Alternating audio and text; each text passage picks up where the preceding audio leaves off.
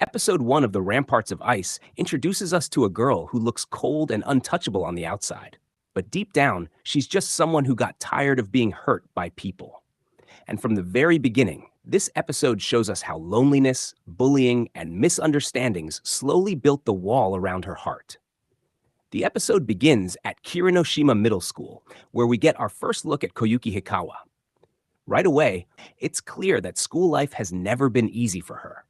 She's constantly teased by the boys, especially kids like Tatsu and Amano, who keep making fun of her because of her height. But it's not just the boys. Even the girls around her don't leave her alone either. Instead of supporting her, they tease her too, mostly because some of the boys seem to take an interest in her. So no matter where she turns, Koyuki is always being judged, mocked, or made to feel uncomfortable.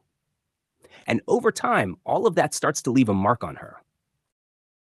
As the episode moves forward, we see that this experience follows her all the way into Meiton High School. Now, Koyuki has a completely different image. At school, she's known as the Queen.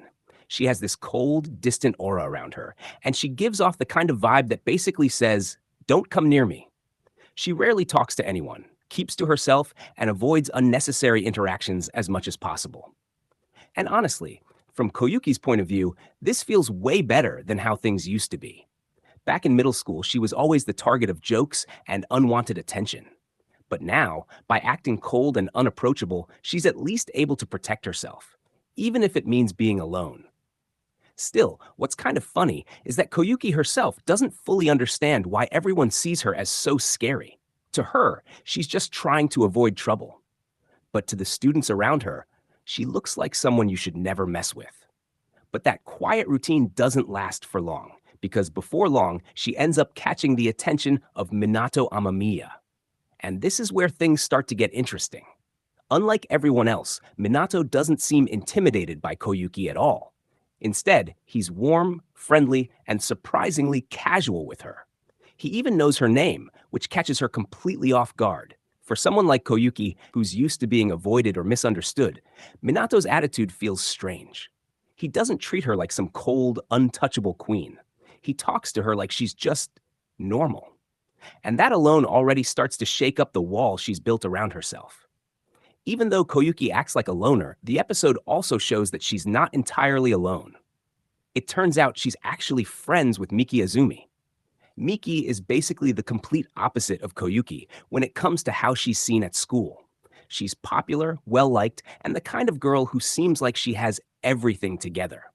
But underneath that image, Miki is also struggling in her own way. She feels the pressure of always having to live up to people's expectations, and just like Koyuki, she's dealing with the problem of identity. Because while Koyuki hides her real self behind an icy wall, Miki is struggling to even figure out what her real self is in the first place. And that's one of the strongest parts of this episode. Even though Koyuki and Miki seem very different on the surface, they're both dealing with the same basic fear. The episode also makes it clear that Koyuki's personality at school isn't really who she is. That cold, calm, queen-like attitude? That's mostly just an act. Because outside of school, Koyuki is actually much more eccentric, weird, and energetic in her own way. She's not naturally some emotionless ice queen. She just learned that if she acts distant enough, people will leave her alone. And after everything she went through in middle school, that became her safest option. So in a way, Koyuki isn't really living as herself at school. She's surviving.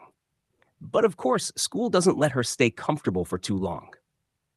At one point, Koyuki has a small but very awkward interaction with Minato at the vending machine. And honestly, this scene is simple, but it says a lot.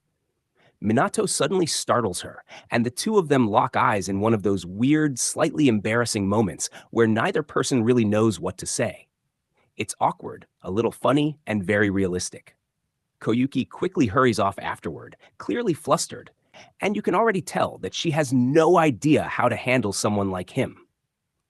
Because Minato is the kind of person who naturally gets close to people, while Koyuki has spent years doing the exact opposite. So every interaction with him feels like it's pulling her out of the safe little shell she created for herself. And she clearly doesn't know whether she hates that or secretly likes it. things get even more uncomfortable when Koyuki ends up around Minato's friend group. And this is where the episode really starts digging into her emotional scars. Minato's friends are loud, bold, and always joking around with each other. To an outsider, they probably just seem like a fun, energetic group. But for Koyuki, their behavior instantly brings back bad memories. Because the way they joke, tease, and casually banter with one another reminds her way too much of the kind of treatment she got back in middle school. And because of that, Koyuki immediately puts her guard up again. The episode even shows this through a series of flashbacks, reminding us of the bullying she experienced before.